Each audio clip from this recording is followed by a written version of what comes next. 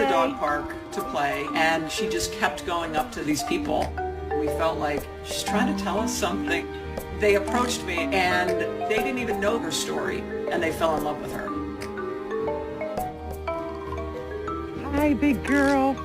Today is an exciting day for you. When she was adopted, we just all knew that this is where she's meant to go.